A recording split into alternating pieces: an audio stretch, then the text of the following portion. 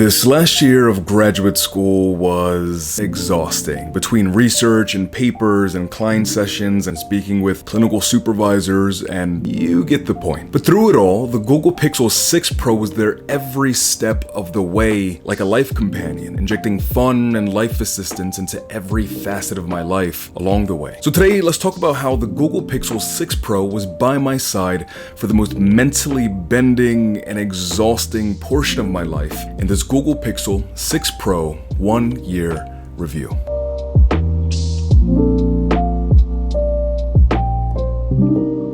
Hey everybody, welcome back to DAV Tech. It is awesome to say that again, actually. If you're new to the channel, my name is Dave and I do tech reviews here. And I've been using the Google Pixel 6 Pro over the last year now, and it's kind of just been my buddy through everything. We've been through a lot. And so today I'm going to walk you guys through all of the ups and downs and ins and outs and the diagonals that I've noticed in my time with this guy. So let's talk about it. Now, the first thing you notice when you pick up a Google Pixel 6 Pro is just how quality the body feels. The very first time that I ever picked this up for myself, pulled it out of the box, or kind of fiddling with it, putting it to my ear, calling people, just using it as you would use a phone, the very first thing that popped into mind is that it kind of felt like a Galaxy device in build quality. It has that nice sort of premium heft. I will say though that sometimes for the volume rockers, I would have liked if there were perhaps a bit more of a clickiness to them. They get the job done perfectly fine. I've never had a problem actually increasing or decreasing volume, but sometimes I press it and I'm not actually so sure that I pressed it. But they function, they work. They're there. And then you have the candy bar camera on the back of the phone, which I know a lot of people were talking about around the time that this came out. And honestly, I've come to really like this. It's just kind of different. It looks good. I like it. One of the underrated functionalities of this camera bar is that when you place it on a table, it sort of gives the phone a little bit of an upward tilt toward you, making it a bit easier if you have the phone down in front of you on a table. A huge deal, not a deal breaker that other phones don't do it this way, but it's nice. It's handy in those use cases where you kind of want your phone to have a little bit of tilt when you put it down on a table, you know? If you know, you know. You've been there. The screen on the Pixel 6 Pro, Google did a phenomenal job here. The 120Hz display is just as wonderfully buttery smooth to use every single day, even now as it was a whole year ago. You don't expect that to really change unless there's something direly wrong with the software, but it's good to note it is super enjoyable. And going back to say like the Pixel 5 or an older Galaxy Note device where they're outputting at 60 Hz, the difference is immediately noticeable. In addition to that, the screen is very crisp. The color reproduction is really pleasing to the eye. Quality here really made a big impact. Looking through the semester when I'm reading through books on mobile, say I'm on the go, I'm gonna sift through a chapter, make notes. I can do all of that on the Pixel, which has been super duper convenient. And because of the quality of the display, reading smaller text on the screen really isn't painful, I guess you could say. It's not painful, it's a pleasant reading experience as well. And to that, the screen is not only crisp, very smooth, but it's also very responsive. So when I'm scrolling through text, trying to make highlighted sections, trying to add notes to my digital textbook, when I'm signing documentation off for client notes, when I'm getting client referrals, and I have to sift through them to read through the client's information, where they live, what their presenting symptomology is, all of those things, I can do all of that without having to pull out a computer because the screen is just that good on the Pro. It just is. So that is something I've really appreciated in my time using the Pixel. Gaming on the Pixel 6 Pro for this entire year has been immensely enjoyable. Playing games that are a bit more graphically intense, like say Punishing Gray Raven with a lot of the particle effects that are flying around the screen all at once while you're fighting, even Dragon Ball Legends or Asphalt 9. You can play all of those games at their maximum settings. Except for like Punishing Gray Raven, there's one setting that you have to have on like the second to highest and everything runs nice and smooth.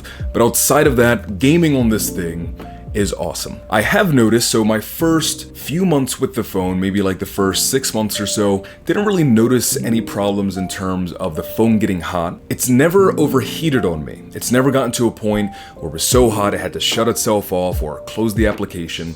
However, I have noticed in these last 6 months that the phone does get warm now when I'm playing, say like Punishing Gray Raven, for example, where there's a lot of stuff going on screen at once.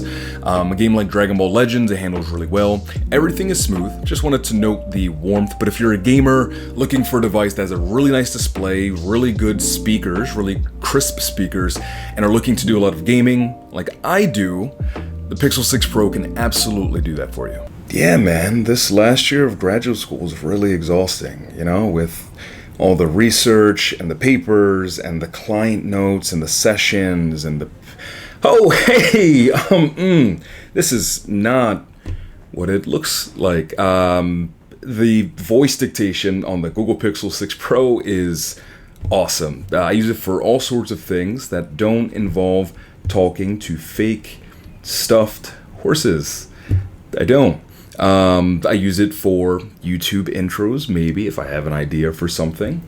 Or say, for example, I'm coming home from a session with a client and want to get a head start on, you know, jotting down notes for what happened in session in the car on the way home. I can do that. The voice dictation here is really good. Good.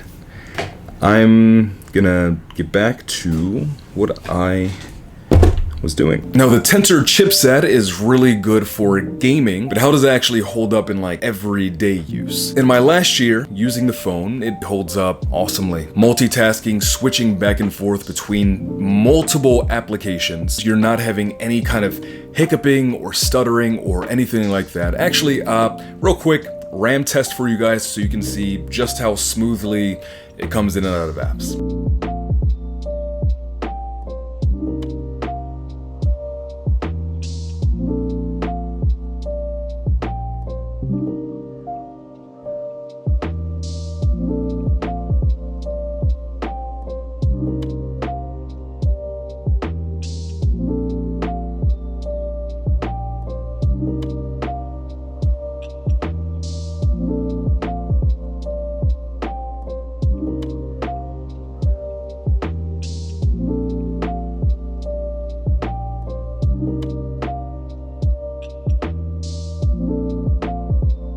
I think that was like 15 or 16 different applications that were able to open, become minimized, and scroll to the next one and open the next one over and over and over with absolutely no problem.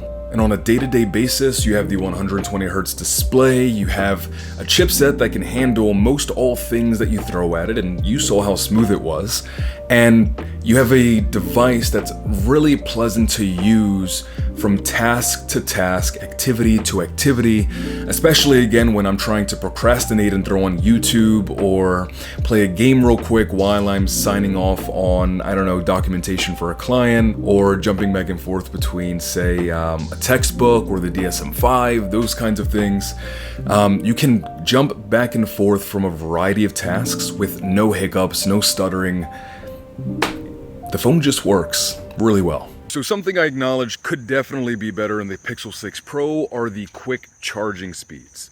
Now, battery life is good for my personal usage, so 6 to 6.5 hours, depending on what it is that I am doing that day. But honestly, even my Galaxy Note 10 Plus from several years ago, quick charges faster than the 6 Pro does. From 0 to 100, you're typically looking at an indication that it will take about 1.5 hours to 1 hour and 40 minutes, depending on different variables, like for example, the temperature. If it's hotter, it's gonna take longer.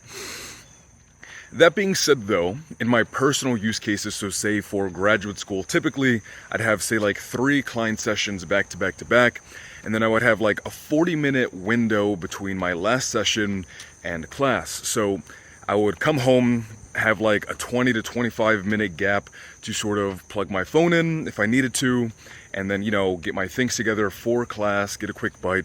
And honestly, could the quick charging be faster? Yes, absolutely could. I want to acknowledge that.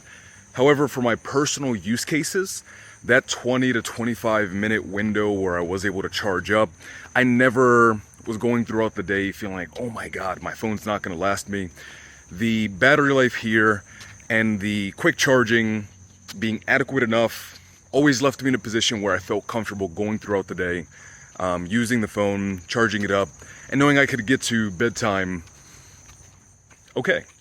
How's the fingerprint sensor, right? So this is something where it's an on-screen display. It's not one that's tactile on the back like some previous Pixel devices, which I really enjoyed from the 5 personally. But I can report that the fingerprint sensor on the 6 Pro works darn well. Now, in place of that fingerprint scanner, you have this G-spot here that you can tap.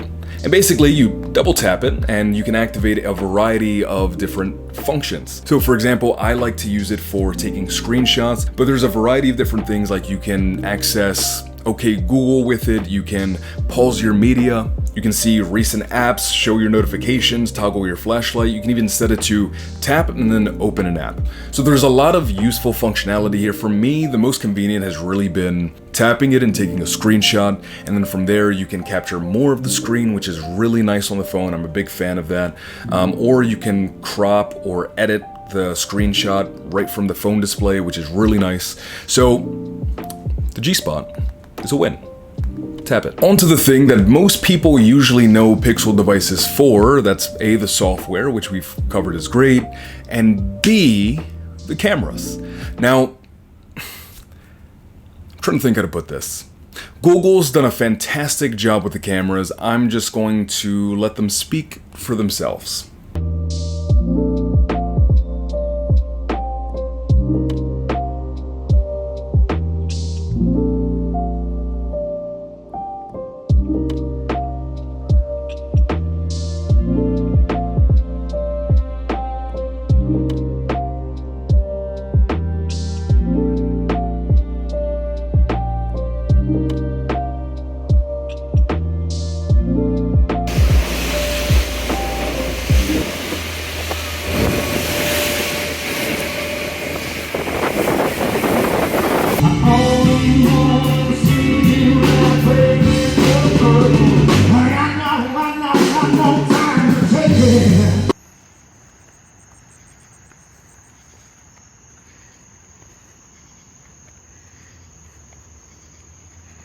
So as you can see, the 50 megapixel primary shooter, the 12.5 megapixel ultra wide, and the 48 megapixel telephoto lens all do a fantastic job capturing images and photos. There's a lot of detail retained in portrait mode, even when you're taking like large, wide landscape images. The cameras are awesome. There are 2 things that are a little bit off for me. Actually, one is kind of largely off. The nighttime videography is really just not a strong suit of this camera. The nighttime photos, I think that the phone does a really good job with that, but if you're looking to take video at night, it's just going to struggle. It just is. And additionally, when you're going to zoom in using that 4x telephoto lens, there's going to be like a little bit of a buffer from when you're going 1x to 2x. And when you jump to 4, there's going to be a little bit of like, I guess a delay is really the only way I can think to put it. You're going to see a difference in like some of the color reproduction between the primary lens and the telephoto lens. It takes like 1 to 2 seconds for the image to become as crisp as it's going to be for when you're viewing it, and then of course you have the additional software stuff behind the scenes happening to make like a really good picture. So the camera sets on this all around, Google's done a fantastic job, but you're just not gonna want to do nighttime videography. You can, but you're just probably not going to want to. If you guys enjoyed the video today, there'll be more content like it right here and over here. Hit those. And if you really enjoyed the video, want to continue hanging out with me here on the channel and my tech spelunking endeavors, it's probably the better word for it, hitting the subscribe button and the thumbs up is the best way to do so, and it helps me out here on the channel. And so thank you for hanging out, and as always, peace, love, and adios. Bye. Have an awesome day. Be cool. Be awesome. Hit one of these videos. Bye.